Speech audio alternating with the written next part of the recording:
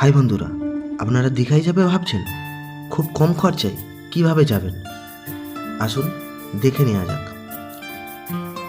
কলকাতা থেকে দীঘা হাওড়া স্টেশন থেকে আমরা ট্রেন ধরে দীঘার উদ্দেশ্যে যাব। আপনারা চাইলেন রিজার্ভেশন বা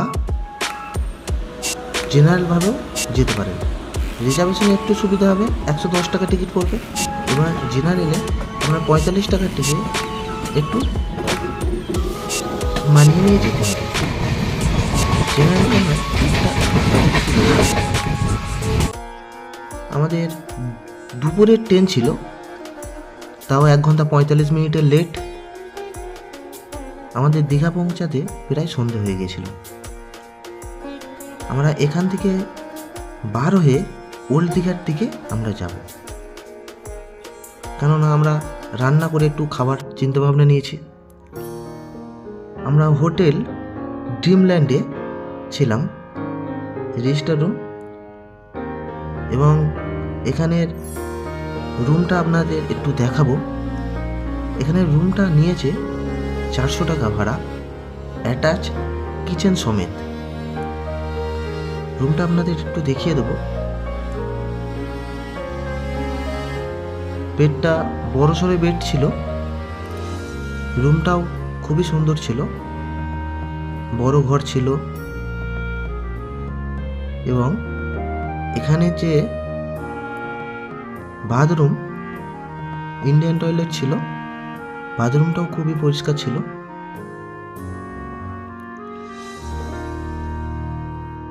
রুমটা আপনাদের খারাপ লাগবে না, বড় রুম এবং সাজানো গোছানো আছে, বেডটা বড়। একটা ঘরে আপনারা 4 জন অনায়াসে থাকতে পারবেন, এবং অ্যাটাচ কিচেন সমেত ছিল। হ্যাঁ, বলে দিই, এই কিচেন ভাড়া কিন্তু আমাদের এক্সট্রা দিতে হয়েছিল 100 টাকা। যার জন্য আমরা এই রুমটা নিয়েছিলাম। আনন্দ করব, মজা করব, নিজেরা রান্না করে খাবো। দীঘায় এই মজাটুকু করবার জন্যই আসা। আর বাঙালির কাছে দীঘা মানে দারুণ একটা জায়গা। চলুন রুমটা দেখে নেওয়া যাক ভালো করে। ব্যালকনি ছিল, ব্যালকনিটা ভালোই, খারাপ না। সমুদ্র থেকে বেশি দূর হোটেলটা না, একটু ঢুকেই সমুদ্র দিকে রান্না বান্না করে সকাল সকাল আমরা সমুদ্রের দিকে স্নান করতে চলে এলাম। দীঘায় এলাম, সমুদ্রে স্নান করব না এটা কখনো হয় না। সমুদ্রের আশেপাশটা আমরা একটু দেখে নেব, মজা করে স্নান করব। সবাই মিলে যাওয়ার এইটাই একটা আনন্দ দীঘায়, যে আমরা মজা কাটাতে, সময় কাটাতে আমরা দীঘায় আসি।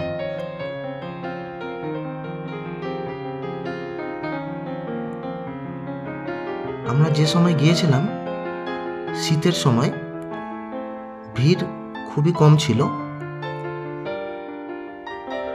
কলকাতা থেকে আপনারা দীঘায় বাসে করেও আসতে পারেন। সে জায়গায় আপনারা যদি এসি বাস নেন, আপনাদের 250 টাকা করে ভাড়া পড়ে যাবে, এবং নন এসি যদি সরকারি বাস নেন তাহলে আপনাদের 165 টাকার মতো ভাড়া পড়ে যাবে। দীঘার আশপাশটা নিচের দিকে খুবই সুন্দর লাগছে, এবং রাতের এই রূপ আমরা দীঘার দিকে আসছি। শেষের দিকে ভিডিও রইল। আমরা খাওয়া দাওয়া করে কিছু বিশ্রাম নিয়ে একটা টোটো রিজার্ভ করে বেরিয়ে পড়লাম দীঘা সাইট সিনের উদ্দেশ্যে। টোটো ভাড়া আমাদের পড়েছিল 550 টাকা। সাইট সিনের দীঘার ঝাউবন,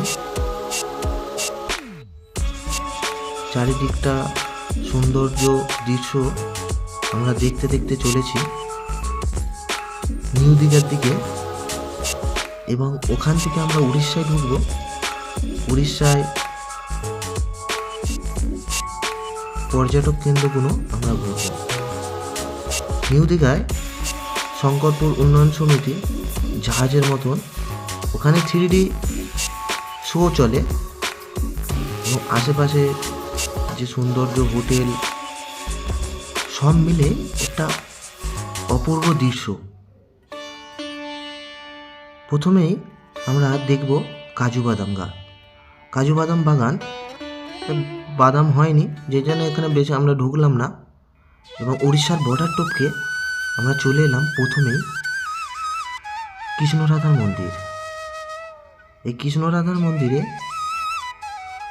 ব্যাপক আপনি মন্দিরের কারুকার্য দেখতে পাবেন এবং না সুন্দর পরিবেশ। এবং আরেকটা কথা বলি, মন্দিরে ঢোকার সময় আমি প্রথমে দেখি না, ভেতরে এর ক্যামেরা নিষিদ্ধ ছিল, যার জন্য কিছুক্ষণ যাওয়ার পরে পুরো মন্দিরের আমরা ক্যামেরাটা করতে পারবো না, ছবিটা ভালোভাবে নিতে পারলাম না, কারণ আমাদের দূর থেকে বারণ করে দেওয়া হলো, ক্যামেরা নিষিদ্ধ আছে।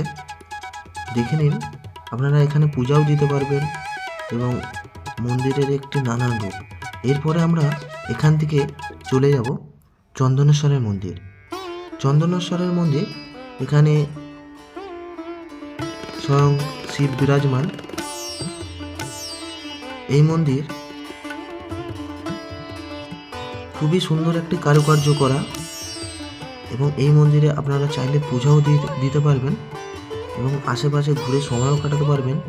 এবং মন্দিরের যে দৃশ্যটা খুবই সুন্দর দৃশ্য এবং আপনাদের খুবই ভালো লাগবে মন্দিরের আশপাশ ঘুরে। আমরা এই মন্দির শেষ করার পর আমরা চলে যাব তালসারি। তালসারি, এখানে প্রচণ্ড মাছের বাজার বসে, আপনারা বোটিংও করতে পারবেন। এখানে গিয়ে দেখলাম বাজার বসে না বললেই চলে, কারণ এখানে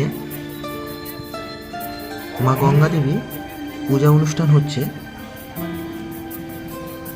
কারণ এই সময় এখানে নাকি মকর সংক্রান্তির সময় গঙ্গা পূজা হয় আর খুব বড় করে অনুষ্ঠান হয় এখানে।